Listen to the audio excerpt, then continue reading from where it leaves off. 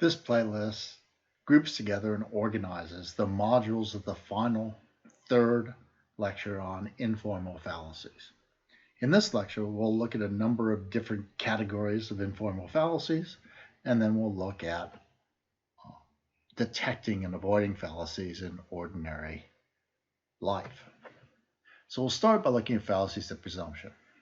These fallacies tend to get grouped together because the hook, the way in which they appear to be much more successful than they actually are, lies in either assuming something in their premises that's as contentious in the context of the argument as the conclusion itself, or by suppressing or obscuring information so that the information doesn't undermine the strength of the argument or appear to undermine the strength of the argument as it would if it were put in its proper perspective.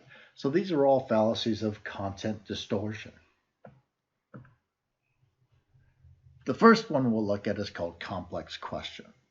Then we'll turn to false dichotomy, suppressed evidence, and finally, begging the question. After begging the question, we'll turn to our second category of fallacies, fallacies of ambiguity. These are all informal fallacies that appear to be much better arguments than they actually are from a logical perspective, because they trade on meaning ambiguities in order to appear to establish a conclusion that they couldn't establish if they used the terms in the same sense throughout.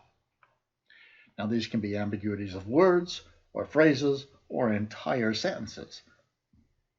But somewhere in that argument, at a key point, there'll be a switch from one meaning to another meaning in order to establish the conclusion from the premises.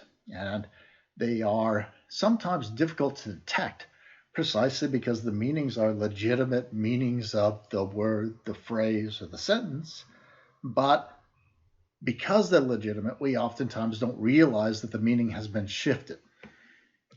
These fallacies include the fallacy of amphiboly and the fallacy of equivocation, or as I like to call it, false equivocation.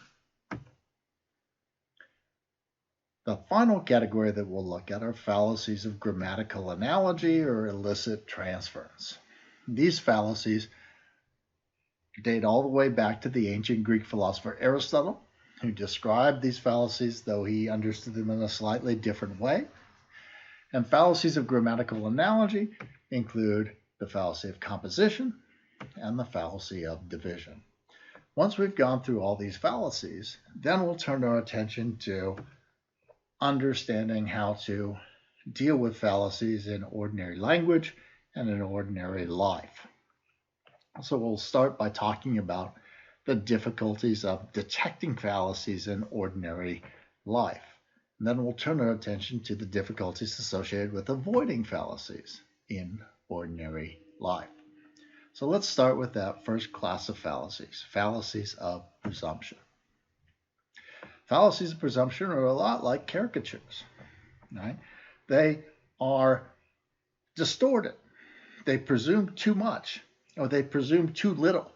They include information that they're not entitled to, or they exclude information that would make them seem less good. And so what we find then is fallacies of presumption involve either the covert introduction of premises which are as contentious as the conclusion in the context of the argument, or the covert exclusion of relevant information in the premises that were there or highlighted would undermine the apparent strength of the argument, would make it seem to establish the conclusion much more weakly or even not at all. The first fallacy in this category is the fallacy of complex question. In and of itself, it's not really a fallacy. What it is a way of trying to get an opponent in an argument to seemingly admit to something that you can then use against them. And so complex questions are a mechanism for trying to create what seems like an admission on the part of an argumentative opponent of something that is destructive to their own claims, their own arguments. And so, for example, if you came to my office and you said, I think your bad teaching is causing my bad grade. And I said, oh, I got to really nip this in the bud before the department chair hears about this. So I know what I'll do. I'll use a complex question. And so I'll then ask you a question like this. When are you going to start taking the class seriously? And you may be taken aback. You may go, well, I am taking the class seriously. And then I might take that answer to your understanding of that question and distort it, change it into an admission that you haven't been taking the class seriously up until this point. So I say, look, by your own admission, you've only started taking this class seriously, and therein lies the explanation for your grade. Well, when it's just you and I in my office, it's much more difficult to use a complex question to get these kinds of admissions from people or seeming admissions from people.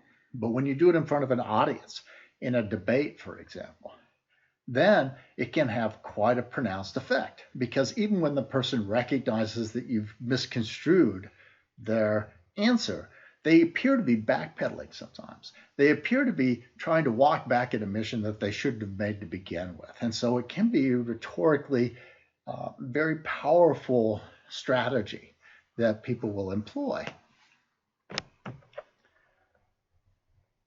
Complex questions are oftentimes treated as you're asking two questions. And so you need to break up those two questions in their answer. You can say, look, you're asking this, here's my answer. And if you're asking this, here's my answer. And that's a good way to think about them. However, complex questions actually are just questions that are more complex than a simple question itself. So sometimes you can ask a question that's really an implicit accusation. Right? So when I ask you the question, are you taking this class seriously? That can seem like an innocent question, but it contains in it another question. Given that you don't now, when are you going to start taking this class seriously? So there are two ways to understand that question. One that's relatively innocent, and one that would be an admission on your part of a failure on your part. So when you answer that first question, I try to construe it as an answer to the second question. If I ask you a question that's got an implicit accusation in it, I might say something like this. Why did you kill that guy? I'm accusing you of killing that guy, but I'm doing it in the form of a question. Now, your answer, unless you're careful, will seemingly acknowledge the possibility or the truth of the accusation that I built into my question. So complex question is a way of getting people to seem to admit to something that they wouldn't admit to if you were just asking them in a straightforward, easily understandable fashion.